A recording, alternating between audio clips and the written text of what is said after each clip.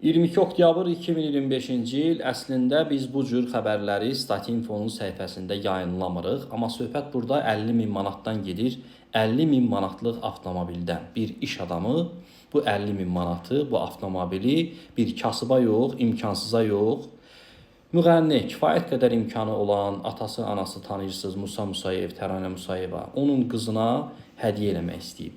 Xəbərə diqqət yetirək, müğənni Qumral Musayeva maraqlı açıqlama verib, sənətçi qonaq olduğu efirlərin birində ona hədiyyə olunan 50 minlik maşından danışıb.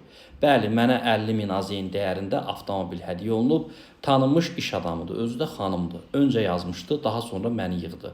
Çox imkanlı xanımdır, ancaq əsla qəbul etməyəcəyim hədiyyədir. Kiməsə minnətli qalmaq istəmirəm, sadəcə sevgisi üçün təşəkkürümü bildirirəm. Dəyərli izləyicilər, həmin o xanım baxırsa, zəhmət olmasa bizlə əlaqə saxlasın. Bir 10-a yaxın imkansız ailə var, həmin ailələrə kömək eləmək lazımdır. Bax, 50.000 manatını çox demirəm, bir 10.000 manatını kömək eləsin. Mən də həmin ailələrə yardımını çəkim, ona da buradan təşəkkürümü bildirim.